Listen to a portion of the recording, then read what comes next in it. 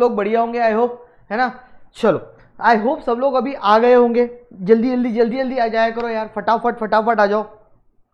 So guys, आज हमारा economics का सेकेंड लेक्चर है। भाई साहब, सबसे पहले जैसे कि हमारा ऑलरेडी डिसाइडेड रहता है कि सबसे पहले हम अपनी लास्ट क्लास में क्या पढ़े थे, ठीक है, उसका फुल रिवीजन करेंगे। मतलब पहले तो हम लोगों को सिंपल सा हर क्लास में ये करना है, स्टार्टिंग में जो भी हमने, जितना भी हमने, चाहे थोड़ा हो चाहे ज्यादा हो, जितना भी हमने लास्ट क्लास में पढ़े हैं, ठीक है, उसका पहले हम लोग क्या करेंगे, रिवीजन करेंगे, ठीक है। और रिवीजन करने के बाद ही हम कोई नया कंसेप्ट क्या करेंगे, स्टार्ट करेंगे। क्लियर होगी बात। अच्छा, दूसरी बात, मैं कुछ देख रहा था तो मैंने एक चीज उसमें पाया कल कि कई सारे लोगों का बोलना है कि सर कोर्स खत्म हो जाएगा क्या, सर इतना धीरे क्यों। देखो भाई, मैं पहले ही बोल चुका हूं, मेरे जो सब्जेक्ट्स है इकोनॉमिक्स एंड स्टैटिस्टिक्स, इसका जो बेस होता है, स्टार्टिंग का जो बेस होता है, वो बहुत इंपॉर्टेंट होता है। सो हम बेस के अंदर अच्छा खासा टाइम स्पेंड करेंगे ताकि आपका फाउंडेशन बेस लेवल क्या हो, काफी स्ट्रांग हो, तो ऊपर के फ्लोअर्स आसानी से बन जाए। समझ में आई बात। And don't take tension about the course, कब खत्म होगा इतनी गारंटी तुम्हारे भाई की, इन टाइमली मैनर तुम्हारे दोनों सब्जेक्ट का कोर्स टाइमली मैनर में क्या हो जाएगा, कंप्लीट हो जाएगा। तो don't take tension about that. उसकी टेंशन, उसकी चिंताएं तुम्हारे भाई के ऊपर छोड़ दो, वो तुम्हारा टेंशन नहीं है। बस जितना मैं हमेशा पढ़ाते जा रहा हूं, रोज जितना मैं पढ़ाऊंगा उतना मेरे साथ साथ पढ़ते चलो एंड पीछे का रिवाइज करते चलो, ठीक है। यानी वो तो पढ़ो ही जो क्लास में रोज पढ़ा रहा हूं, उसके साथ साथ पीछे का भी क्या करते चलो, रिवाइज करते चलो, ठीक है। उसका तुम छोड़ दो, कभी कंटेंट ज्यादा पढ़ेंगे कभी कंटेंट कम पढ़ेंगे, दैट डिपेंड्स कि वो कंटेंट कितना रिलीवेंट है, वो कंटेंट कितना हार्ड है।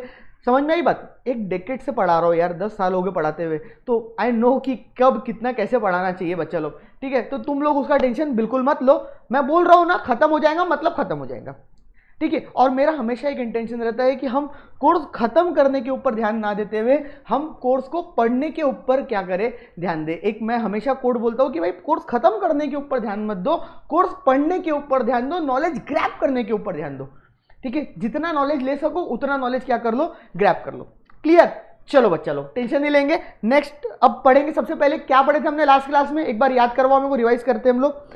हमने सबसे पहले, वैसे तो कल हमने इंट्रोडक्शन दिए थे कि हमारा जो बिजनेस इकोनॉमिक्स वाला पार्ट है, ठीक है, बेसिकली वो कितने मार्क्स का है, 60 मार्क्स का है। फिर हमने बात कर रहे थे कि भाई what is mean by economics and why we are studying economics. तो बेसिकली हमने बताए थे कल कि economics is all about concern about what, economics is all about concern about decision making.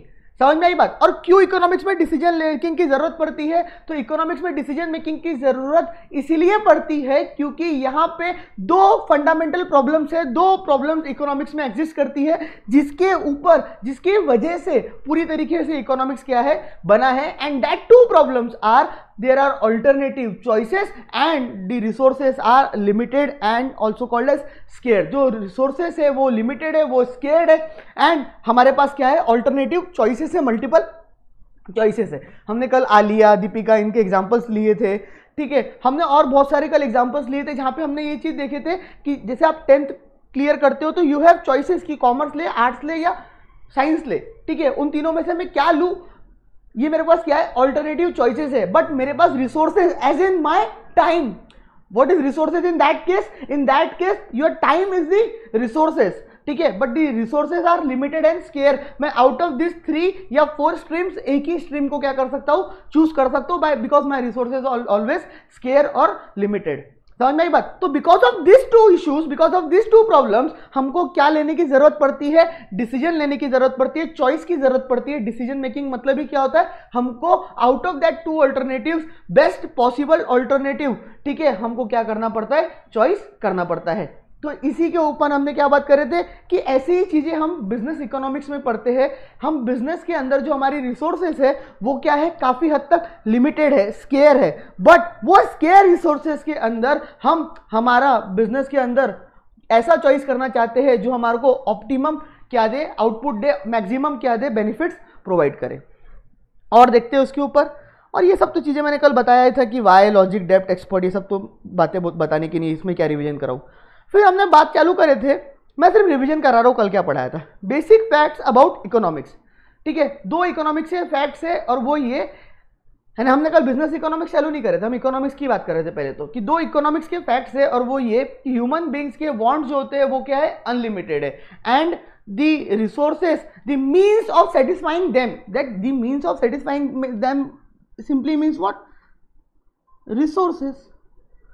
इसका मतलब ही क्या हो गया बच्चे लोग, resources, but resources are scarce, resources क्या है हमारे पास, कम है, ठीक है। इसीलिए economics is all concerned about study of how effectively, economics किसके साथ कंसर्न है, मेरे साथ रिपीट करेंगे, हाउ इफेक्टिवली एन इंडिविजुअल, या तो एक इंडिविजुअल या एक society uses that particular limited resources to satisfy your infinite wants. मतलब देखो, वांट्स अनलिमिटेड है, आप उसको 100% फुल्ली सेटिस्फाई नहीं कर सकते, ये तो भूल जाओ तुम जीवन में कि आप अपने वांट्स को 100% फुल्ली सेटिस्फाई कर सकते हैं, ये सिर्फ भगवान कर सकता है, हमारे जैसे बंदे नहीं कर सकते।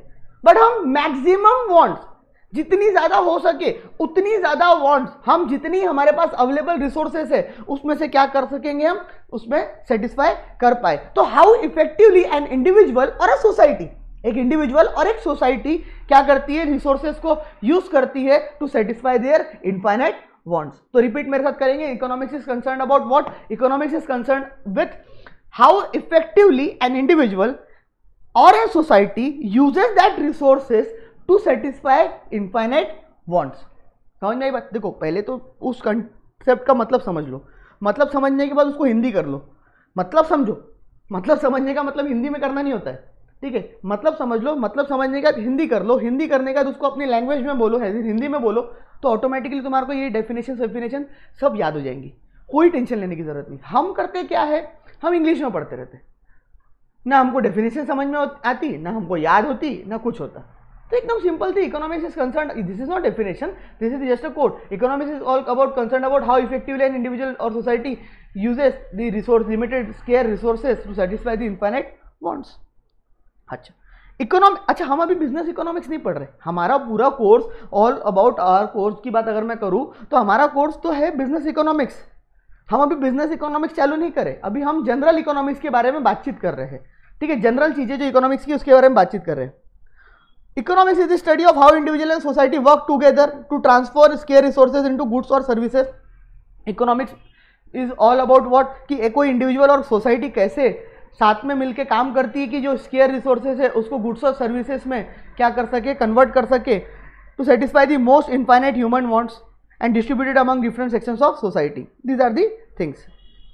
तो बेसिकली इसके अंदर से 3 पॉइंट निकाल के दिया है कि economic deals with how a nation allocates it's square productive resources. एक नेशन अपनी जो रिसोर्सेज है उसको किस तरीके से बांटता है, एलोकेट करने का मतलब हो गया किस तरीके से जो इसकी प्रोडक्टिव स्केयर प्रोडक्टिव रिसोर्सेज है। स्केयर वर्ड हमेशा आएगा because resources are always scarce, कोई भी नेशन हो किसी के पास भी रिसोर्सेज कभी भी अनलिमिटेड नहीं हो सकती, तो रिसोर्सेज आर ऑलवेज स्केयर। तो हाउ अ पर्टिकुलर नेशन, कैसे एक पर्टिकुलर नेशन अपनी जो रिसोर्सेज है उसको बांटता है टू वेरियस यूजेस, अलग अलग यूजेस के लिए। हम पढ़ेंगे कि what is mean the resources in this case, don't take tension, और आज ही पढ़ेंगे। The process by which the productive resource capacity of the resources is increase. अच्छा, वो प्रोसेस इकोनॉमिक्स डील करता है पहली चीज के साथ क्या, कि गवर्नमेंट किस तरीके से, हाउ अ नेशन, गवर्नमेंट बोलना गलत है, एक नेशन किस तरीके से अपनी रिसोर्सेज जो स्केयर रिसोर्सेज है उसको क्या करेगा, एलोकेट करेगा वेरियस यूजेस के लिए। रिसोर्सेज एज इन शॉर्ट में बता दूं तो अभी land, labour, capital, entrepreneur, these are all called as resources, एक शॉर्ट में बताया अभी। तो इनको, इन प्रोडक्टिव रिसोर्सेज को अलग अलग जो यूजेस होते हैं उसमें वो किस तरीके से क्या करेगा, नेशन एलोकेट करेगा, डिस्ट्रीब्यूट करेगा। और सेकेंड इकोनॉमिक डील करता है उसके साथ the process by which their productive capacity of the human resource of this resources is increase. भाई किस तरीके से हम इनकी प्रोडक्टिविटी क्या कर सकते हैं, कैपेसिटी क्या कर सकते हैं, इंक्रीज कर सकते हैं। तो ये जो रिसोर्सेस है, मतलब एक फॉर एग्जांपल एक लेबर इज अ रिसोर्स। एक लेबर पहले 1 घंटे में 10 यूनिट्स बनाता था, अब वो 1 घंटे में 15 यूनिट बना रहा है। वापस से बोल रहा हूं, 1 घंटे में पहले वो 10 यूनिट बनाता था, अब वही लेबर 1 घंटे में 15 यूनिट बना रहा है। दैट मीन्स उस पर्टिकुलर लेबर की प्रोडक्टिविटी, कैपेसिटी क्या हुई है, इंक्रीज हुई है। तो किस तरीके से हम, हमारे पास जो अवेलेबल रिसोर्सेस है, स्केयर रिसोर्सेस है, ठीक है, उसकी प्रोडक्टिविटी क्या कर सकते हैं, इंक्रीज कर सकते हैं। देखो रिसोर्सेस तो हर कंट्री के पास है, बट आप किस तरीके से उसकी कैपेसिटी को इंक्रीज कर सकते हैं, प्रोडक्टिविटी को बढ़ा सकते हैं, वो बहुत ज्यादा क्या करता है, मैटर करता है। अलग अलग स्किल्स प्रोवाइड करके लेबर को, अलग अलग हेल्प प्रोवाइड करके, नॉलेज प्रोवाइड करके हम we can increase that capacity of particular resources. Are you getting my point? ये सब चीजें तो हमको आगे पढ़नी है और क्या। देखो first chapter is all about the introduction. Basically इसमें बार बार आप मेरे मुंह से यही चीज सुनोगे, ये आगे पढ़ना है, ये तो आगे पढ़ना है, बिकॉज ये चीजें आगे पढ़ना है। यहां पे मैं पूरी 100% चीजें नहीं बता सकता, क्योंकि यही कंसेप्ट तो आगे demand, supply, production, cost, market, ये सारे चैप्टर में कवर्ड है। Are you getting my point? तो second point is the process by which the productive capacity of this resources is increased. Economics इसके साथ डील करता है। And the factors which led to sharp fluctuation in the rate of utilisation of resources. और वो जो factor जिनके साथ, यानी ये थर्ड वाला पॉइंट हम बेसिकली आगे वाले पॉइंट पे पढ़ेंगे इसी चैप्टर में या नेक्स्ट चैप्टर में, तो आपको क्लियर हो जाएगा। क्लियर? तो बेसिकली इकोनॉमिक डील्स विद तीन चीजें। पहली चीज बोलो मेरे साथ fast, economic deals with allocate the scarce productive resources to different various uses. दूसरा, कैसे उनकी कैपेसिटी को हम क्या कर सके, प्रोडक्टिव कैपेसिटी को हम क्या कर सके, इंक्रीज कर सके। एंड थर्ड इज किस तरीके से उनका rate of utilisation of resources के अंदर शार्प फ्लक्चुएशंस हो सकता है। ये सारी चीजें हम देखेंगे। तो ये basic, this is the basic introduction. अच्छा, कल जो हम बातें कर रहे थे कि रोल क्या है डिसीजन मेकिंग का इकोनॉमिक्स में, किस तरीके के डिसीजन मेकिंग इकोनॉमिक्स में लिए जा सकते हैं, आराम से, तसल्ली से। पहला पैराग्राफ तो तुमको ऐसा लगेगा सर ये तो आपने कल ही पढ़ा दिया, हाउ पढ़ा दिया, बस बताया नहीं कि मैंने यहां से पढ़ाया है। Meaning of decision making, what is the meaning of decision making? ये डिसीजन मेकिंग होता क्या है, किस चिड़िया का नाम है? तो भाऊ हमको पता है कि डिसीजन मेकिंग में हम क्या करते हैं, हमारे पास जो ऑल्टरनेटिव ऑप्शंस अवेलेबल है, वेरियस ऑप्शंस अवेलेबल है, उन वेरियस ऑप्शंस में से कुछ चीजों को हम क्या करते हैं, वो ऑल्टरनेटिव्स को क्या करते हैं, सिलेक्ट करते हैं। तो decision making is the process of selecting the appropriate alternative. Decision making का मतलब है कि सिलेक्ट करना एक appropriate alternative that will provide the most efficient means of attaining the specified objective. जो हमारे स्पेसिफाइड ऑब्जेक्टिव्स है ना, उसको क्या कर सके, वो प्रॉपर तरीके से अटेंड कर सके, प्रोवाइड कर सके, अटेंड कर सके, ऐसे ऑल्टरनेटिव को चुनना is nothing but called as what, decision making. From two or more alternative, but obviously बात है कि दो और दो से ज्यादा ऑल्टरनेटिव है। जस्ट लाइक 10th के बाद हम लोग अगर बात करें तो 10th के बाद मेरा ऑब्जेक्टिव तो चार्टर्ड अकाउंटेंट बनना। सो मैंने आर्ट्स, कॉमर्स, साइंस, पॉलिटेक्निक में से चुना कॉमर्स, बिकॉज कॉमर्स के अंदर ये कैपेसिटी थी कि वो जो मेरे ऑब्जेक्टिव्स है, जो स्पेसिफाइड ऑब्जेक्टिव्स है, वो उसको अटेंड करने में मेरी क्या करेगा, हेल्प करेगा। Are you getting my point? तो that is called as what, decision making. Decision making का क्या समझा रहा है तुम्हारे को, वो मतलब समझा रहा है। Decision making involves also feasible alternative, rational judgement on the basis of information and choice available. हमारे पास जो चॉइसेस अवेलेबल है, हमारे पास जो ऑप्शंस अवेलेबल है, उसमें हम एक प्रॉपर और रैशनल एज इन हम समझदारी से क्या ले, ऑल्टरनेटिव चॉइस करें, डिसीजन ले। खैर, decision making arise only if the choices available. अच्छा, ये हमको ज्ञान देगा। बोले डिसीजन मेकिंग तभी हो सकता है जब हमारे पास ऑल्टरनेटिव चॉइसेस अवेलेबल है। बट ऑब्वियसली बात है, अब मेरे को 9th के बाद 10th में जाना है, there is no choice available with me, तो मैं क्या करूंगा, चुपचाप 10th में चले जाऊंगा। बट 10th के बाद मेरे पास ऑप्शंस अवेलेबल है, सो मैंने वहां पे क्या लिया, डिसीजन लिया कि मेरे को कौन सी स्ट्रीम चूज करनी है। देखो मैं जानबूझ के भी फर्स्ट टॉपिक में स्टार्टिंग के लेक्चर्स में आपके ये 10th 12th इनकी भाषा में समझा रहा हूं, बट धीरे धीरे मैं इसको चेंज करते हुए बिजनेस की भाषा में उतरते जाऊंगा। अभी आपको एकदम से बिजनेस की भाषा समझाना चालू करूंगा तो आप कंफ्यूज होंगे। हम ऐसा भी इसको देख सकते हैं कि सपोज कोई बंदा है और उसको कोई आइटम का प्रोडक्शन करना है, बट उसके पास कोई चॉइस नहीं है, उसके पास एक ही चॉइस है कि उसको कैमरा ही प्रोड्यूस कर सकता है वो, तो वहां पे डिसीजन मेकिंग इन्वॉल्व नहीं होगा। तो वहां पे वो ये नहीं पूछेगा कि मेरे को क्या प्रोड्यूस करना है, उसको मजबूरन कैमरा ही प्रोड्यूस करना पड़ेगा, बिकॉज उसके पास ऑल्टरनेटिव चॉइसेस अवेलेबल नहीं है। लेकिन उसके पास चॉइसेस अवेलेबल है कि मैं कंप्यूटर पर प्रोड्यूस करूं, कंप्यूटर मैन्युफैक्चर करूं, या कैमरा मैन्युफैक्चर करूं, या कीबोर्ड मैन्युफैक्चर करूं, या मैं टेबल मैन्युफैक्चर करूं। दैट मीन्स उसके पास क्या अवेलेबल है, चॉइसेस अवेलेबल है। समझ में आई बात? एंड जब चॉइसेस अवेलेबल है तब वो वहां पे क्या ले सकता है, डिसीजन ले सकता है। Are you getting my point? तो देयर आर सम स्लाइड से पॉइंट जो आपको इस पैराग्राफ के अंदर याद रखने हैं कि डिसीजन मेकिंग का मतलब होता है सिलेक्शन, एक प्रोसेस है जहां पे एक अप्रोप्रिएट अल्टरनेटिव को जो आपके स्पेसिफाइड ऑब्जेक्टिव को पूरा करने में मदद करे, वैसे अप्रोप्रिएट ऑल्टरनेटिव को आप क्या करते हो, चॉइस करते हो, चूज करते हो, that is simply called as decision making. And decision making में ये बहुत जरूरी रहता है कि there are alternatives available, otherwise there is no decision making. Are you getting my point? तो this is general meaning of decision making. अब बात आ जाती है रोल इन इकोनॉमिक्स कि what is the role of decision making in economics.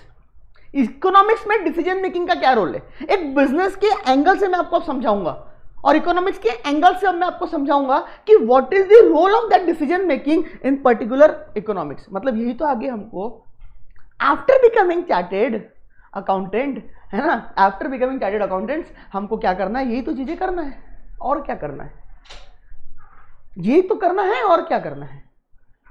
In economics the productive resources, economics में productive resources किसको बोला जाता है, तो इकोनॉमिक्स में प्रोडक्टिव रिसोर्सेस बोला जाता है फैक्टर्स ऑफ प्रोडक्शन को। अब ये फैक्टर्स ऑफ प्रोडक्शन क्या होते हैं, फैक्टर्स ऑफ प्रोडक्शन को आप और आसान भाषा में मीन्स ऑफ प्रोडक्शन भी बोल सकते हैं। आपने कोई लोगों ने पढ़ भी रखे होंगे, इसमें कोई बड़ी बात नहीं है। फैक्टर्स ऑफ प्रोडक्शन को आप आसान भाषा में मीन्स ऑफ प्रोडक्शन भी बोल सकते हैं। Basically factors of production, means of production मतलब ऐसी चीजें जिन चीजों की मदद से हम प्रोडक्शन कर सकते हैं, उसी को कहा जाता है मीन्स ऑफ प्रोडक्शन। और फैक्टर्स ऑफ प्रोडक्शन मतलब ऐसी बेसिकली चार चीजें हैं। चार चीजें हैं, कौन कौन सी चार चीजें हैं ऐसी, पहली है, आप लोगों को पता होगा तो प्लीज बताएंगे, जैसे चाहे वैसे बताएंगे लेकिन बोलेंगे, बोलो क्या क्या चीजें हैं। अच्छा मेरी आदत है ऐसा बोलने की, हाँ हमेशा बोलेंगे बताएंगे, नहीं तो बच्चा कंफ्यूज हो जाता है, बोले ये कैसे हो रहा है ठीक है, लेकिन मेरी आदत है ऐसा बोलने की। मीन्स ऑफ प्रोडक्शन तो बताएंगे क्या क्या, पहला लैंड, दूसरा लेबर, तीसरा कैपिटल, चौथा एंटरप्रेन्योर,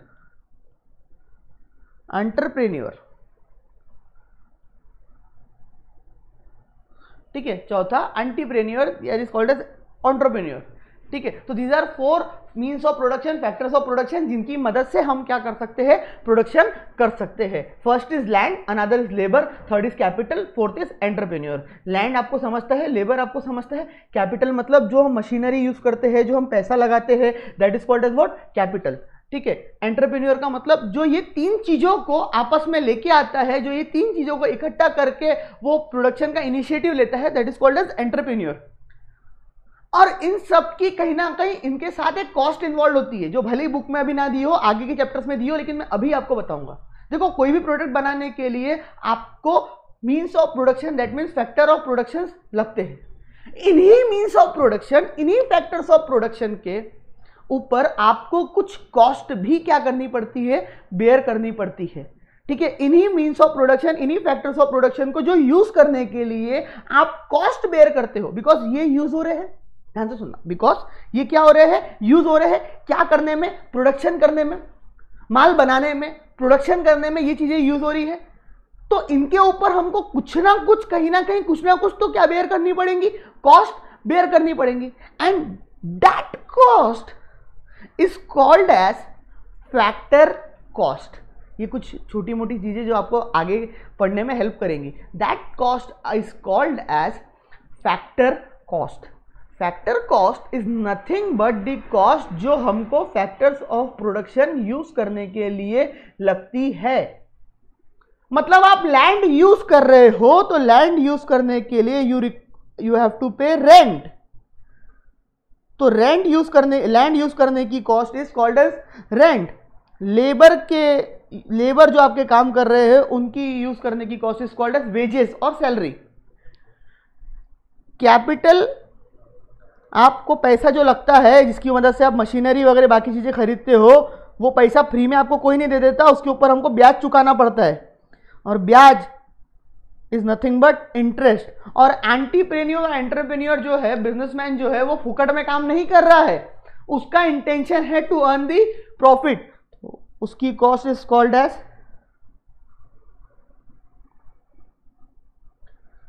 मैं एकदम बेसिक लेवल से पढ़ा रहा हूं, ठीक है। प्रॉफिट, तो this is rent, wages, interest, profit. This fourth thing is called age factor cost, and this four things is called age factor of production, means of production. मतलब आप इसको फैक्टर ऑफ प्रोडक्शन भी बोल सकते हैं या means of production भी बोल सकते हैं।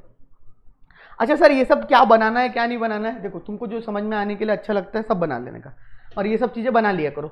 मतलब अब हम प्रोफेशनल एग्जाम्स दे रहे हैं यार, डोंट एक्सपेक्ट कि तुमको हर बार मैं ये बोलूँ ए बनाना, देख लिख ले भाई, ये लिख ले। तुम लिख सकते हो, पॉज करो, फोटो खींचो, 12 बाद में लिख लो, लेकिन लिख लिया करो जहाँ तुमको लगता है कि तुम्हारे लिए रिलेवेंट है। और मेजोरिटी चीज़ें जो मैं इतने अच्छे से लिखता हूँ ना, वो तुम्हारे लिए रिलेवेंट ही रहती है। समझ में आई बात? तो लिख लिया करो, बताने की जरूरत थोड़ी ना पड़नी चाहिए।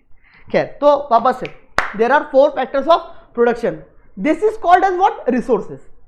For a business this 4 factors are factors of production is called as what, resources. ठीक है, तो अगेन जब भी वर्ड रिसोर्सेज आता है तो resources simply means this 4 factors of production out of which हम प्रोडक्शन क्या कर सकते हैं। तो लैंड, लेबर, कैपिटल, एंटरप्रेन्योर। वापस से, लैंड के ऊपर जो कॉस्ट पे करी जाती है उसको बोला जाता है रेंट, लेबर के ऊपर जो कॉस्ट पे करी जाती है उसको बोला जाता है वेजेस, कैपिटल के ऊपर जो पे करा जाता है उसको बोला जाता है इंटरेस्ट, और एंटरप्रेन्योर, एंटीप्रेन्योर, इनके लिए जो दिया जाता है उसको बोला जाता है प्रॉफिट। ठीक है, तो this rent, wages, interest, profit is called as, इन सबको मिला के एक साथ हम फैक्टर कॉस्ट बोलते हैं। ऊपर वाले को फैक्टर्स बोलते हैं, उनकी cost that is called age factor cost. Clear? ये चीज पता होनी चाहिए। खैर, in economics the productive resources, जिनको हम बोलते हैं factor of productions, that is which land, labour, capital, management और एंटरप्रेन्योर। मैनेजमेंट बोलो या एंटरप्रेन्योर बोलो एक ही बात है, हम जनरली उसको एंटरप्रेन्योर बोलते हैं। कई जगह पे उसको मैनेजमेंट बोला जाता है, जैसे कंपनीज है, तो कंपनीज को रन करने का काम मैनेजमेंट करता है। हमको पता है, थोड़ा बहुत तो पता ही होगा आप लोगों को कि कंपनीज में जो बिजनेस रन करने का काम होता है वो मैनेजमेंट करता है। So you can call it management और एंटरप्रेन्योर, एक ही बात है। ठीक है, are always limited because these are the resources. Resources are always scarce, that means limited and can be employed in alternative uses. हाँ, ये लैंड, लेबर, कैपिटल, एंटरप्रेन्योर को मैं मोबाइल बनाने में भी यूज कर सकता, इनको मैं बुक का प्रोडक्शन करने में भी यूज कर सकता, इनको मैं कंप्यूटर का प्रोडक्शन करने में भी यूज कर सकता, इनको मैं कैमरा का प्रोडक्शन करने में भी यूज कर सकता। That means this can be employed in many alternative uses. कोई जरूरी है कि एक ही चीज के पास, मेरे पास एक ही ऑप्शन है नहीं, बिकॉज मेरे पास तो कई सारे ऑल्टरनेटिव क्या है, ऑप्शन है। There is always a need of choosing the most efficient alternative and rejecting the less efficient one. मतलब ऑलवेज हमारा एक इंटेंशन रहता है कि हम क्या करें, एफिशिएंट ऑल्टरनेटिव को चूज करें और रिजेक्ट कर दे लेस एफिशिएंट वन को। जो भी लेस एफिशिएंट है उसको रिजेक्ट कर दे और जो एफिशिएंट ऑल्टरनेटिव है उसको हम क्या करें, चूज करें। ये हमारा रोल है इकोनॉमिक्स का, कहां पे, डिसीजन मेकिंग का in economics. A business firm has to make strategic and as well as tactical और ऑपरेशनल डिसीजन। देखो बेसिकली एक बिजनेस जो होता है उसको 2 टाइप के डिसीजंस लेने पड़ते हैं। एक स्ट्रेटेजिक, किस तरीके से आगे बढ़े, क्या बनाए, क्या प्रोडक्ट बनाए, कौन सा प्रोडक्ट बनाए, कौन से बिजनेस में करे, कौन से मार्केट में जाए। ठीक है, दूसरा tactical, that is also called as operational, किस तरीके से बनाए, कौन सी टेक्निक यूज करे, वगैरह वगैरह। इस तरीके के बिजनेसेस को क्या लेने पड़ते हैं, डिसीजंस लेने पड़ते हैं।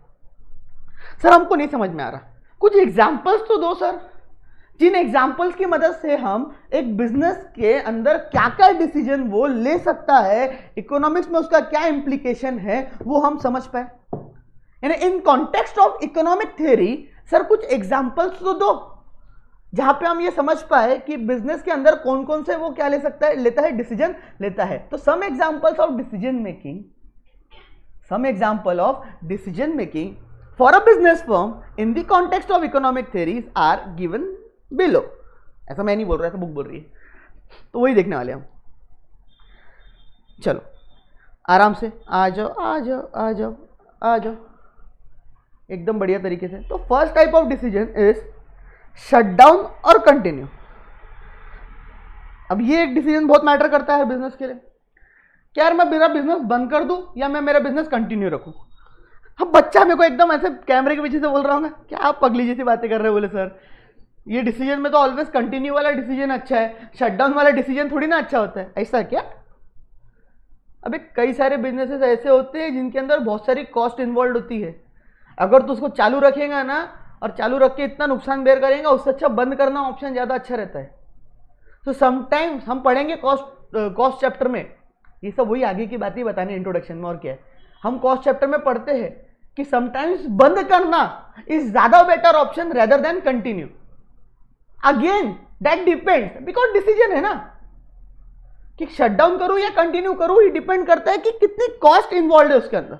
यानी कंटिन्यू करता हूं तो क्या मेरी जो कॉस्ट लग रही है वो निकल पाएंगी? अगर मेरी कॉस्ट निकल रही है, भले ही मेरे को प्रॉफिट नहीं हो रहा कोई बात नहीं, बट मेरी कॉस्ट अगर रिकवर हो रही है तो मैं कंटिन्यू कर सकता हूं। बट यार मेरे घर से पैसा लग रहा है, जेब से पैसा लग रहा है, इतना ज्यादा पैसा लग रहा है, तो वो मोमेंट पे तो मेरे को शटडाउन करना ही बेस्ट है ना। क्यों कंटिन्यू करूं मैं? आई बात समझ में? तो मैं यहां पे देखो इनका एक्सप्लेनेशन देने के लिए नहीं खड़ा हूं अभी। क्यों? क्योंकि इनका एक्सप्लेनेशन आगे के चैप्टर में आपको ऑटोमेटिकली मिल जाएगा। सेकेंड, थर्ड, फोर्थ चैप्टर में आपको ऑटोमेटिकली इनका क्या मिल जाएगा? आंसर मिल जाएगा। अभी हमको सिर्फ हमारे दिमाग में क्वेश्चंस रेज करने हैं कि what type of decisions a business is taking with the help of economics. समझ में आई बात? Next is new product. Should the firm launch the new product in the highly competitive market environment, और if yes when, at what price, at what output level. Sir मतलब अरे भाई Apple है, Apple हर साल ये क्वेश्चन अपने आप से करता है कि मैं क्या नया आईफोन लाऊं, क्या आईफोन 12 लाने से अभी आईफोन 13 लाऊं, 14 लाऊं, 15 लाऊं, मेरे को नहीं मालूम कितने आईफोन आते हैं उसके, अपने पास तो एक ही है। खैर एक्सक्यूज मी। तो वो ये क्वेश्चन अपने आप से करता ही है ना, इसका आंसर वो इकोनॉमिक्स में ढूंढता है ना। क्या मैंने नया प्रोडक्ट लॉन्च करना चाहिए इतने कॉम्पिटिटिव मार्केट में? क्या मेरा नया प्रोडक्ट सस्टेन करेगा? क्या मेरे को उसमें प्रॉफिट होगा? क्या वो बिकेगा? अच्छा लाना चाहिए तो कब लाना चाहिए, कौन से महीने में लाना चाहिए, कितनी प्राइस उसकी रखना चाहिए ताकि मैं कंपटीशन में सस्टेन कर सकूं, कितना माल बनाना चाहिए ताकि वो माल पूरा खप जाए एज इन गावरानी भाषा, खप जाए एज इन बिक जाए, सेल आउट हो जाए, मेरे आंख पे ना बैठे और कम भी ना पड़े। ये भी मैटर होता है बहुत। मतलब ये भी बात दिमाग में समझ लो अपने, आगे काम आएंगी कि जरूरी नहीं है कि ज्यादा बनाना इज अ गुड ऑप्शन। ज्यादा बनाना इज ऑल्सो नुकसान, कम बनाना इज ऑल्सो नुकसान। उनके बीच में ऑप्टिमम लेवल पे आपका काम करना, वही लेवल तो हम यहां पे ढूंढते हैं। कम बना दोगे तो अपॉर्चुनिटी नुकसान होगा। अरे ये क्या होती है सर? अबे अपॉर्चुनिटी मतलब मैंने 100 पीस मोबाइल के बनाए, 100 पीस बनाए।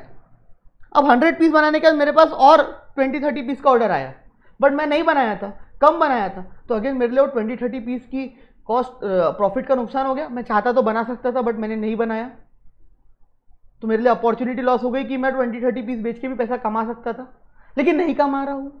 कमा सकता था लेकिन नहीं कमा रहा हूं। आई बात समझ में? अच्छा ज्यादा बनाने के लिए भी नुकसान, इतना सारा पैसा उसके अंदर मैंने डाल दिया, मैंने 200 पीस बना के रख दिए बट बिके 100 या 110, 200 पीसेस मैंने बना दिए, बिके 110, 90 पीसेस मेरे आंख पे बढ़ गए, एज इन उनके अंदर जो पैसा इन्वॉल्व है, कॉस्ट लगी हुई है, वो तो मेरे जेब से लगी हुई है, तो मेरा पैसा फंस गया। तो दैट मीन्स ये सारी चीजें मैटर करती है कि whenever you are producing a new product या launching a new product, at that point of time आपको ये क्वेश्चन अपने आप से करना बहुत जरूरी हो जाता है कि हम ये प्रोडक्ट कब लॉन्च करें, when, what, eight what price and what output level, हमने ये करना चाहिए। नेक्स्ट जो भी मैंने डिस्कस करी थी एक्चुअली में, optimum output, what should be the price at which the product is to be sold and what is the optimum output level, कितना आउटपुट लेवल होना चाहिए। आउटपुट ऐसे जो आप प्रोडक्शन करते हो, जो माल बन जाता है, माल बनने के बाद फाइनल प्रोडक्ट को आउटपुट बोला जाता है। माल बनने के बाद फाइनल प्रोडक्ट को आउटपुट बोला जाता है। आई बात समझ में? Next is production method. क्या प्रोडक्शन की मेथड यूज करूं यार मैं? क्या मैं लेबर इंटेंसिव यूज करूं या कैपिटल इंटेंसिव यूज करूं? कौन सी टेक्निक, कौन सी मेथड ऑफ प्रोडक्शन यूज करूं? Whether to go with labour intensive method और whether to go with capital intensive method, किसके साथ जाऊं मैं? मैटर करता है ना, बहुत मैटर करता है। If you are producing a goods in US में तुम्हारी फैक्ट्री है, यूएस में तुम प्रोडक्शन कर रहे हो, तो वहां पे तुम लोग पता है, वहां पे तुम लेबर इंटेंसिव के साथ नहीं जाओगे, वहां पे तुम कैपिटल इंटेंसिव के साथ जाओगे। इसका आंसर तुम खुद दे सकते हो। बिकॉज वहां पे लेबर काफी महंगा है। इसीलिए नहीं क्योंकि वहां पे कैपिटल ऑलरेडी कैपिटल इंटेंसिव मतलब ऑटोमेटिक मशीनरी वगैरह क्या है अवेलेबल है, इसके लिए नहीं बोल रहा हूं मैं। कैपिटल इंटेंसिव मतलब automatic machines, plant and machinery, जहां पे लेबर का इन्वॉल्वमेंट कम होता है, ठीक है, और आप वो मशीन वगैरह खरीद के भी अपना बिजनेस क्या कर सकते हो, चला सकते हो। That is called as capital intensive, that is called as what, capital intensive. So ऐसा नहीं है कि तुम यूएस में प्रोडक्शन कर रहे हो तो तुमको कैपिटल ही यूज करना पड़ेगा। हाँ, यूज करना चाहिए, उसका कारण है कि वहां पे लेबर काफी महंगा है। बट तुम चाइना और इंडिया में अगर प्रोडक्शन कर रहे हो, मैन्युफैक्चरिंग कंपनी डाल रहे हो, फैक्ट्री डाल रहे हो, तो इंडिया एंड चाइना में तुम लोगों को लेबर इंटेंसिव ज्यादा सस्ता पड़ेगा। And always a businessman is concern about the cost, कि जहां पे जितनी कॉस्ट कम हो सके उतना अच्छा, जितना खर्चा कम उतना अच्छा। समझ में आई बात? So whether to go with labour intensive method और whether to go with capital intensive method, that depends on कितनी वहां की पॉपुलेशन है, कितने लेबर अवेलेबल है, और सबसे best option what is cheap. इन दोनों में से चीप कौन सा है? Procurement. From where should, procurement का मतलब होता है परचेस करना, कहां से आप अपना मटेरियल, क्योंकि देखो कोई भी माल बनाने के लिए, ध्यान तो सुनना इंपॉर्टेंट है। देखो हमने अभी तक 4 पढ़ लिए, 5 पढ़ लिए। पहला क्या पढ़ा हमने? शटडाउन और कंटिन्यू, बंद करना या चालू रखना, ये डिसीजन। दूसरा, नया प्रोडक्ट लॉन्च करने के पहले टाइम पे हम कितना आउटपुट रखेंगे, क्या प्राइस रखेंगे, ऑप्टिमम आउटपुट, हमने वही सेम चीज पढ़े। कौन सा मेथड ऑफ प्रोडक्शन यूज करना है, लेबर और कैपिटल। मेरे साथ रिपीट करेंगे। नेक्स्ट आ रहा है procurement. From where should the firm purchase its material, services and other inputs required for production. What prices to pay for such procurement? क्या प्राइजेस पे करनी चाहिए प्रोक्योरमेंट के लिए? कहां से ये माल लेके आए हम? समझ में आई बात? कितने में माल लेके आए, कितने में लेके आएंगे तो हमको अच्छा पड़ेगा, सस्ता पड़ेगा? कितने में लेके आए तो हमको सस्ता पड़ेगा, अच्छा पड़ेगा? समझ में आई बात? तो that is called as what? कहां से हम क्या करें? प्रोक्योर करें। Are you getting my point? ठीक है। और कितनी प्राइस में हम क्या करें? प्रोक्योर करें। सो मार्क करते चलो यार यहाँ पे। खैर मार्क करने के लिए कुछ है नहीं खास, कुछ चीजें हैं जो मैं मार्क करा के दे रहा हूँ, मार्क करते चलो, ताकि आपको पूरा पूरा हमेशा ना पढ़ना पड़े। इतना पार्ट भी आपने रीड कर लिए, सो आपका रिवाइज होते चलेगा। मेक और बाय, अरे कई बार ना पता है ये डिसीजन भी बहुत जरूरी आता है कि जो हम रॉ मटेरियल इनपुट्स परचेस कर रहे हैं, क्या हम उसको परचेस करें या खुद ही बना ले? अरे सर इसमें क्या है, खुद बना सकते हो तो खुद बना लो, नहीं बना सकते तो खरीद लो। हाउ, इतना आसान है ना? ऐसा नालायक मजाक चल रहा है ना? अभी कार का प्रोडक्शन हो रहा है तो समटाइम्स कार कंपनी को जो पूरा ढांचा है उसका या बाकी चीजें है, कुछ पार्ट्स है, तो ये बहुत ज्यादा इंपॉर्टेंट डिसीजन हो जाता है उन लोगों के लिए कि ये क्या मैं खुद बनाऊं या मैं इसको सीधा सीधा बाहर से खरीद लूं। तो firm should make the components और buy them from others. Will such decision remain the same in both short run और long run? Short run market में क्या ये डिसीजन सेम रहेगा या लॉन्ग रन में? शॉर्ट रन लॉन्ग रन पढ़ेंगे आगे, अभी शॉर्ट में समझ लो। शॉर्ट रन मतलब कम पीरियड, मतलब तुम्हारी मैं रिवीजन बैच ले रहा हूं, that is called as short run. मेरे पास टाइम पीरियड कम है, ज्यादा है, वहां पे मैं चेंजेस नहीं कर सकता, एकदम गावरानी भाषा में। इसको बहुत डिटेल में पढ़ेंगे। Long run is just like our regular batch, मैं कोई भी एक्सपेरिमेंट कुछ भी कर सकता हूं। तो मतलब तुमको समझ में आ गया होगा। मैं शॉर्ट रन में ज्यादा छेड़खानी नहीं कर सकता क्योंकि एग्जाम पास आने वाली है, रिवीजन बैच ले रहा हूं अगर मैं। लॉन्ग रन मतलब मैं रेगुलर बैच ले रहा हूं, बहुत टाइम है एग्जाम को, मैं जो चाहूं वो कर सकता। ऐसे जो मेथोडोलॉजी, जो एक्सपेरिमेंट क्लास में करना है सब करके देख सकता, क्योंकि हमारे पास टाइम है। Are you getting my point? तो फर्म के साथ ये बात हो जाती है कि वो उसने बनाना चाहिए या खरीदना चाहिए। तो ये बहुत इंपॉर्टेंट डिसीजन हो जाता है कंपोनेंट्स के रिगार्डिंग में। कंपोनेंट एज इन इनपुट्स, जो माल हमारे पास है, जो हमको इनपुट्स लगते हैं, माल लगता है, उसके लिए ये डिसीजन बहुत इंपॉर्टेंट हो जाता है। नेक्स्ट इज मार्केटिंग, किस तरीके से करना चाहिए, कब करना चाहिए, क्या सेगमेंट वाइज मार्केटिंग करना चाहिए, कस्टमर सेगमेंट बना के रखना चाहिए, यानी कोई स्पेसिफिक कस्टमर सेगमेंट है उनके ऊपर ही फोकस करना चाहिए। जैसे फेयर एंड लवली वाले लोग हैं तो वो फेयर एंड लवली वाले टारगेट रखते हैं कि हम लड़कियों के ऊपर ही फोकस रखें, यंग वुमेन्स के ऊपर। हम लड़कों से हमारी मार्केटिंग का कोई लेना देना नहीं, तो उनका मार्केटिंग ऑलवेज रिस्ट्रिक्टेड रहता है टू वुमेन्स। हमारा बजट कितना होना चाहिए एडवर्टाइजमेंट का ओवर बजट चले गया तो वैसी तुम्हारी कॉस्ट कैसी की तैसी हो जाएंगी। सो वो बहुत मैटर करता है। ये डिसीजन, फाइनेंसिंग डिसीजन भी बहुत इंपॉर्टेंट रोल प्ले करते हैं। कितना कर्जा ले, कितना खुद का लगाए, डेप्ट और इक्विटी। तुम बोलोगे कि सर पूरा पैसा खुद का लगाना चाहिए, गलत डिसीजन है। आप इंटर लेवल पे जाके पढ़ोगे, वहां पे आपको फाइनेंशियल मैनेजमेंट में मैं पढ़ाऊंगा कि समटाइम्स उधार लेना ज्यादा अच्छा ऑप्शन है और समटाइम्स उधार नहीं लेना ज्यादा अच्छा ऑप्शन है, या समटाइम्स दोनों का मिक्स होना ज्यादा अच्छा ऑप्शन है। So what is the mix of डेप्ट और इक्विटी? क्योंकि कोई भी अपने पूरे पैसे से काम नहीं कर सकता, दैट इज नॉट पॉसिबल। और अगर फर्म की डिमांड, बिजनेस की डिमांड है ऐसे डिसीजन की कि पूरे का पूरा पैसा खुद लगाओ, तो फिर वो ही करना पड़ेगा। सो वो डिसीजन भी हम कहां पे लेना सीखते हैं? इकोनॉमिक्स में। रिस्क कितनी लेनी चाहिए, कितनी अनसर्टनिटी है बिजनेस की, कितना बड़ा रिस्क है ये बिजनेस करके। अनसर्टनिटीज क्या है? मालूम पड़ा मैंने दारू सिगरेट का बिजनेस चालू करा, गवर्नमेंट ने बैन कर दी उठा के दारू सिगरेट, तो बहुत अनसर्टनिटी है ये बिजनेस के अंदर। कभी भी उठा के गवर्नमेंट बैन कर देंगी। गवर्नमेंट का मूड होता है बैन कर दी, दूसरी गवर्नमेंट का मूड होता है चालू कर देंगी। तो मेरे तो धंधे पे नुकसान हो जाएगा ना, तो मेरे लिए तो बहुत अनसर्टनिटीज है ना इस केस में। तो इन चीजों को भी ध्यान में लेकर रखना चलना पड़ता है। तो this are the decision, type of decision basically जो हम ओवरऑल इकोनॉमिक्स में पढ़ेंगे। Whether to shut down or continue the business, whether to launch the new product or not, or if we are launching at what price, at when, and at what price is, at what output level, what is the output, optimum output level, ना ज्यादा कम ना ज्यादा, it should be optimum। क्या production method techniques use करें, weather labour intensive के साथ जाए या वेदर कैपिटल इंटेंसिव के साथ जाए, प्रोक्योरमेंट किस तरीके से करें हम, What prices to pay for such procurement, कितनी प्राइजेस देनी चाहिए, कहां से लेना चाहिए। अच्छा हम बना ले या खरीद ले, मेक और बाय डिसीजन। मार्केटिंग डिसीजन देखो मैं यही रिवाइज कराते चल रहा हूं अभी, ठीक है। मार्केटिंग डिसीजन, कैसे मार्केटिंग करें, कितनी बजट रखे मार्केटिंग का, कौन सी स्ट्रेटेजी फॉलो करे, कौन सा मार्केटिंग चैनल यूज करे, फेसबुक मार्केटिंग करे, इंस्टाग्राम मार्केटिंग करे, यूट्यूब मार्केटिंग करे, पेपर मार्केटिंग करे, ब्राउचर छपाए, क्या करे, कितना खर्चा उसके ऊपर करे। क्या हम कस्टमर सेगमेंट फोकस रहेगा कि हमारा जो प्रोडक्ट है जैसे फेयर एंड लवली है तो लड़कियों के ऊपर फोकस रहता है, बराबर है उसके लिए। अगर वो ऐसी मार्केटिंग करेगा अनशर्ट सबके लिए तो कोई काम की नहीं है उसके लिए कस्टमर फोकस्ड मार्केटिंग जरूरी है। बट अगर कोई ऐसी चीज बना रहा है जो लड़का लड़की दोनों यूज करते तो वहां पे हमको कोई सेगमेंट मार्केटिंग करने की जरूरत नहीं है। कस्टमर मार्केटिंग, सॉरी, फाइनेंस, डेप्ट और इक्विटी, कितना डेप्ट रखे कितना इक्विटी रखे बताओ, ऐसा मैं नहीं ये बोल रहा है।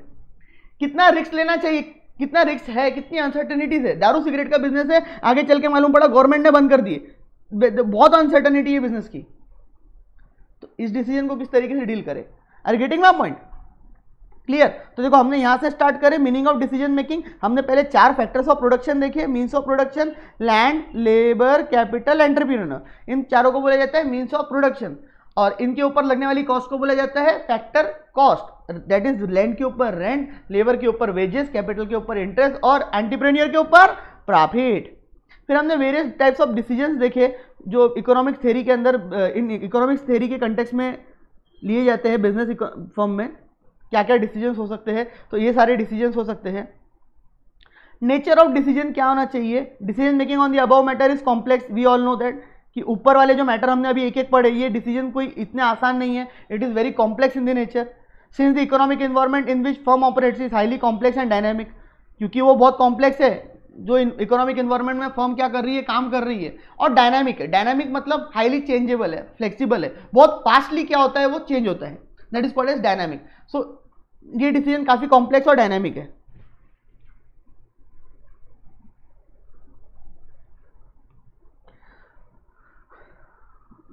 क्लियर।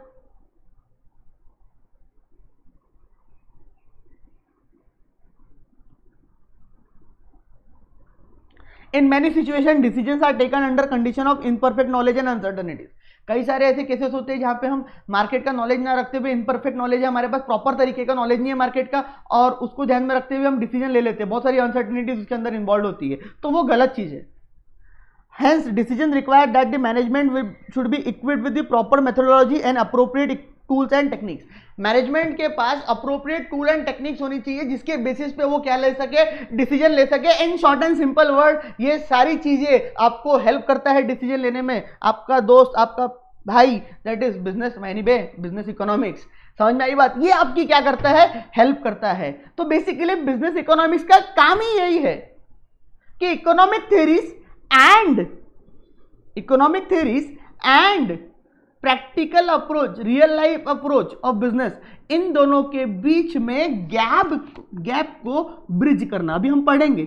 इन दोनों के बीच में गैप को क्या करना, ब्रिज बन के काम करना, मतलब इन दोनों के बीच में जो गैप है उस गैप को फिल करना। Are you getting my point? ताकि आप प्रॉपर तरीके से बिजनेस के अंदर क्या ले सके, डिसीजंस ले सके with the help of this economic tools and methodologies. Are you getting my point? This is all about this. अच्छा, बिफोर मूविंग फॉरवर्ड, उसके पहले हम एक छोटी सी वो एक लाइन लिख लेते हैं, बहुत इंपॉर्टेंट है वो, कई बार जो बेसिकली इकोनॉमिक्स को डिस्क्राइब करती है। लिख लो वो, बिजनेस इकोनॉमिक्स को नहीं, इकोनॉमिक्स को, कि ये जो इकोनॉमिक वर्ड है वो कहाँ से आया। ऐसे तो हमारे मॉड्यूल में भी नहीं दिया ज़्यादा, लेकिन कैसा ये आपको पता होना चाहिए, तो मैं आपको लिखा देता हूँ। दो लाइन लिख ले यार, मैं यहाँ पे नहीं, यहाँ लिख देता हूँ अच्छे से। तो कहीं पे भी जहाँ जगह मिले ये लिख लो। एक आधी बार इसके ऊपर एमसीक्यू पूछा जाता है, तो आपको पता होना चाहिए। वैसे तो मैं समझा चुका हूँ ये सब, बस लिखा के दे रहा हूँ, उसका मतलब बता दे रहा हूँ। लिख लो, ये थोड़ी सी एक्स्ट्रा लाइन है आगे बढ़ने के पहले। The term economics is derived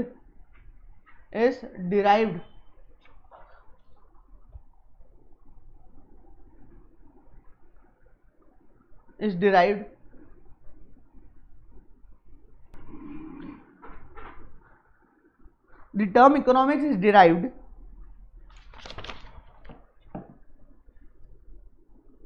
from the two Greek words that is oikos and nomos. मतलब बेसिकली ये जो इकोनॉमिक वर्ड है, बिजनेस इकोनॉमिक्स की बात नहीं कर रहा हूं मैं, ये जो इकोनॉमिक वर्ड है, इकोनॉमिक्स वर्ड है, ये बेसिकली इकोनॉमिक्स वर्ड, ये दो ग्रीक वर्ड है, इनके ऊपर से डिराइव हुआ है, that is oikos and nomos. That is oikos and nomos. English लिखने की आदत है भाई, ग्रीक लिखने की आदत नहीं है। ओक्यो एंड नॉमिस। अब इसका मतलब क्या होता है, full stop, it means household and rules. It is originally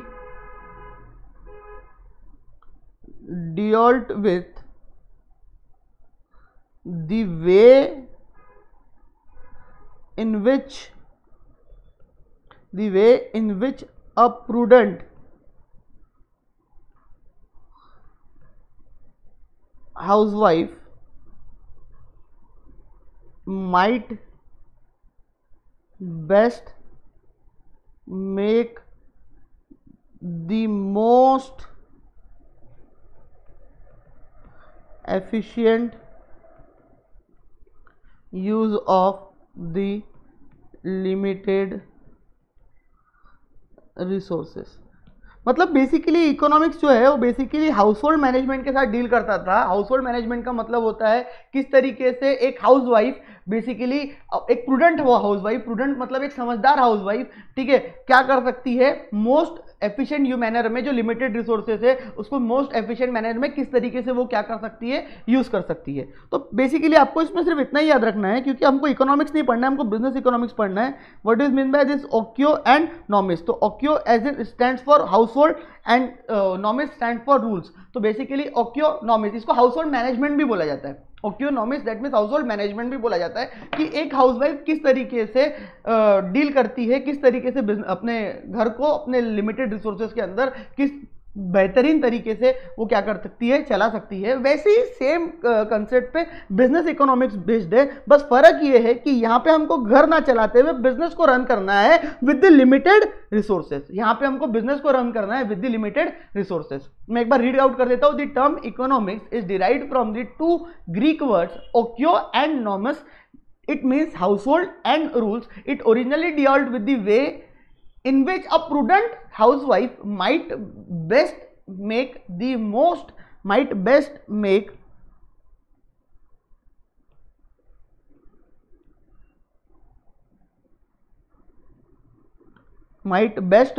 most efficient use of limited resources. Are you getting my point? तो ये थोड़ा सा लिख के रख लो, ये काम आएगा, पूछ सकते हैं पेपर में, यानी मतलब इसमें ज़्यादा में ज़्यादा क्या ग्रीक वर्ड है उसके बारे में ही पूछ सकते हैं, बाकी तो कुछ नहीं। खैर कुछ डेफिनेशंस देख लेते हैं, फिर आज का लेक्चर खत्म करते हैं। ठीक है, 3-4 डेफिनेशन है वो देख लेते हैं बिजनेस इकोनॉमिक्स की। What is mean by business economics, ध्यान से देखेंगे। Business economic is use of economic analysis in the formulation of business policies. Business economics का मतलब होता है हमारी जो इकोनॉमिक एनालिसिस है, इकोनॉमिक टूल्स है, ठीक है, उसको हम बिजनेस के अंदर यूज करें, बिजनेस की पॉलिसीज बनाने में क्या करें, यूज करें, and to make key business decision involving the best use of organisation scarce resources. मतलब ये बोल रहा है कि बिजनेस इकोनॉमिक्स का मतलब होता है use of economic analysis, economic technology, economic analysis, economic methodology, इन सबको यूज करके हम बिजनेस पॉलिसीज को क्या करें, फॉर्मुलेट करें, ताकि हम की बिजनेस डिसीजंस जो है वो प्रॉपर तरीके से ले सके और हमारे की बिजनेस डिसीजंस के अंदर हम ऑर्गेनाइजेशन की स्केयर रिसोर्सेज को प्रॉपर तरीके से क्या कर सके, यूज कर सके। ये डेफिनेशन किसने दी हुई है, ये दी हुई है जॉयल डेनियन ने। बेसिकली इनको फाउंडर ऑफ बिजनेस इकोनॉमिक्स भी बोला जाता है। I am not talking about कि इनको फादर या फाउंडर ऑफ इकोनॉमिक्स बोला जाता है। मैं एडम स्मिथ की पदवी नहीं छीन रहा हूं, तो जो 12th में पढ़ के आए होंगे ना, थोड़ा सा ध्यान देंगे, मैं एडम स्मिथ की पदवी नहीं छीन रहा हूं, मैं बात कर रहा हूं बिजनेस इकोनॉमिक्स के फाउंडर की। तो जॉयल डीन मैं थोड़ा सा बोलने में गलत की हूं, जॉयल डीन को फाउंडर ऑफ बिजनेस इकोनॉमिक्स बोला जाता है। और इनने ये डेफिनेशन दी है बिजनेस इकोनॉमिक्स की कि business economics is the way, is the use of economic analysis. बोले बिजनेस इकोनॉमिक्स सिंपली ऐसा economic use of economic analysis है जिसकी मदद से हम अपनी बिजनेस की पॉलिसीज को क्या कर सके, फॉर्मुलेट कर सके, एंड हमारे बिजनेस के जो डिसीजंस है उसके अंदर जो रिसोर्सेज इन्वॉल्व है ऑर्गेनाइजेशन की स्केयर रिसोर्सेज, उनका बेस्ट यूज कर सके। Out of that particular square resources हम उनका क्या कर सके, बेस्ट पॉसिबल यूज कर सके। तो किस तरीके से हम हमारे बिजनेस की स्केयर रिसोर्सेज को प्रॉपर तरीके से यूज कर सकते हैं और इकोनॉमिक एनालिसिस को हम अपने बिजनेस डिसीजंस में इन्वॉल्व कर सकते हैं, ये भाई साहब ने बोले। He is called as founder of business economics also, and not Adam Smith की बात नहीं कर रहा हूं, वो फादर ऑफ इकोनॉमिक्स है भाई, उसकी बात नहीं कर रहा हूं मैं, बिजनेस इकोनॉमिक्स के फाउंडर की बात कर रहा हूं, फाउंडर की बात कर रहा हूं। ये तो बच्चे एकदम कंफ्यूज हो जाते। अब कुछ यहां पे टेक्निकल भाषा में बातें बोली हुई है जो आपको थोड़ी बहुत स्टैट्स जब मैं पढ़ाऊंगा तो वहां पे थोड़ी बहुत समझ में आएंगी कि बोले बिजनेस इकोनॉमिक्स मतलब वही पहली वाली डेफिनेशन ही याद रखनी है। मैं कल फिर से रिवाइज करा दूंगा उसको, बाकी ये 3 तो सिर्फ नाम की है, इसको याद नहीं रखना है। Business economics is a component of applied economics. It includes application of quantitative techniques. कुछ क्वांटिटेटिव टेक्निक्स होती है, इनको बिजनेस इकोनॉमिक्स में यूज करा जाता है, इसीलिए बिजनेस इकोनॉमिक्स को अप्लाइड इकोनॉमिक्स भी बोला जाता है। इसके ऊपर एमसीक्यू आ सकता है कि business economics is a component of what, business economics is a component of applied economics. Business economics is a component of what, applied economics. ये ऐसा एमसीक्यू आ सकता है। Applied economics as because business economics जो है वो use करता है कुछ quantitative techniques just like linear programming, regression analysis, capital budgeting, break even analysis, cost analysis. एक सादी भाषा में ये सब चीजें आगे आएंगी। आगे एज इन रिग्रेशन आप स्टैट्स में पढ़ोगे, कॉस्ट आप इकोनॉमिक्स में ही पढ़ोगे, BEP, capital budgeting, linear programming आप सीए फाइनल लेवल पे पढ़ोगे, ये लीनियर प्रोग्रामिंग आप सीनियर फाइनल लेवल पे पढ़ोगे, कैपिटल बजटिंग आप सीए इंटर लेवल पे पढ़ोगे। तो बेसिकली ये सारी टेक्निक्स है जो बिजनेस में यूज करी जाती है। अब कोई मेरे को बोलेगा सर अब्बिश मतलब बता दो, बोले इसका अब्बिश समझा के दे दो। बोले अरे भाई लीनियर प्रोग्रामिंग अपने आप में एक समुंदर है जो सीए फाइनल लेवल पे पढ़ा जाता है। रिग्रेशन एनालिसिस अपने आप में एक चैप्टर है जो स्टैटिस्टिक्स में हम बिल्कुल पढ़ेंगे। कॉस्ट एनालिसिस हम यही चैप्टर में पढ़े, एज इन यही इकोनॉमिक्स के 3rd 4th चैप्टर में पढ़ेंगे, 3rd चैप्टर आई गेस।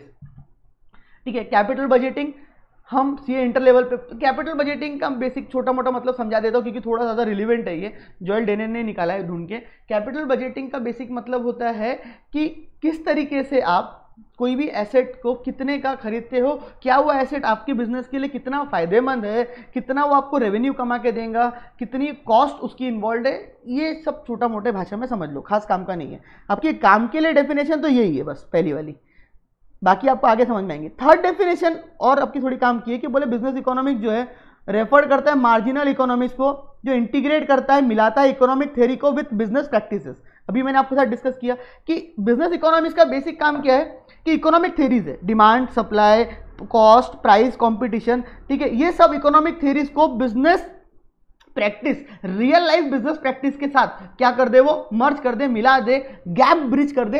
ये काम बेसिकली इंटीग्रेशन का काम किसका है, बिजनेस इकोनॉमिक्स का। धीरे धीरे धीरे ये चीजें समझ में आएंगी। Also called as applied economics, खास काम का नहीं है।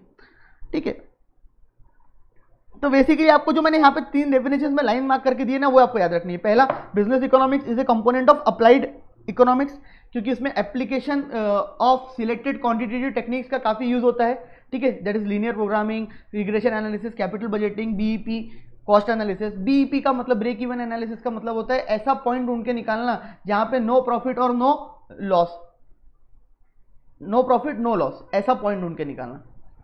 खैर, it integrates what business economics is referred as managerial economics। Business economics को मैनेजरियल इकोनॉमिक्स भी बोला जाता है। क्यों मैनेजरियल बोला जाता है, क्योंकि ये क्या करता है, मैनेजर वाला काम करता है। बोले ये बिजनेस इकोनॉमिक की थ्योरीज को किसके साथ मर्ज कर देता है, बिजनेस प्रैक्टिस के साथ, रियल लाइफ बिजनेस प्रैक्टिसेस जो है, रियल लाइफ बिजनेस जो है उसके साथ इसको ये मर्ज कर देता है, इंटीग्रेट कर देता है।